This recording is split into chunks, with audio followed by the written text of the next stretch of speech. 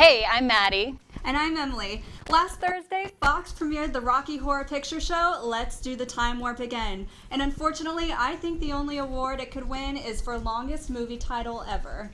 The remake of the cult classic musical follows young, naive couple Brad and Janet as they stumble across a mansion filled with bizarre, otherworldly characters and then are introduced to and then seduced by the lustful Dr. Frankenfurter.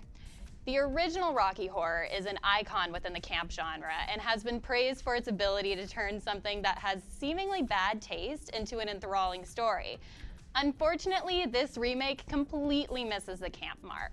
Camp is cheap and flashy, but it's still carefully shot and directed. Totally. And though the remake tried to achieve the campiness of the original, it failed. The original film was made for under $1 million, and it's hard to make the remake look and feel authentically cheap when it had a budget of nearly $20 million. And even though it had a significant budget, it still kind of came off as feeling like a high-budget high school production featuring a bunch of celebrities. Yeah, and a special shout out to the actor who played Brad, Ryan McCartan, I think, that guy. His capital A acting was giving me a headache. I get that you're going for an over-the-top thing, but dear God, Brad, don't give away the farm. I completely agree. The general pacing of the movie felt odd to me, and I think it was because several of the actors' reactions to other characters just didn't ring true. A lot of the shocking and funny moments felt totally flat because the ensemble either over or underacted, but not in a way that embodied the campiness of the original. Well, despite this, we can agree on one good thing about the production, the casting of Laverne Cox. She totally carried the show and had us shivering with anticipation. It was also cool to see a more diverse, modern cast portray the characters of the Rocky Horror universe. It's definitely a reminder that what was once considered outlandish is now widely celebrated. I also think that the editing was clever and how it integrated the movie inside a movie inside a movie. Yes, the part of the novelty of this remake was that it acknowledged the die-hard Rocky Horror fans who dress up for showings and yell things at the screen. I mean, there are literally people who do this every week at local movie theaters.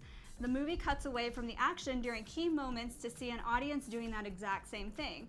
However, I'm not sure if the meaning of these cutaways would make sense for a Rocky Horror virgin who's unfamiliar with the traditions.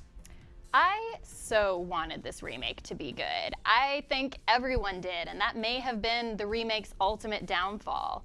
The original works because it isn't really trying. It's just cheap, nonsensical fun, and it does it so well.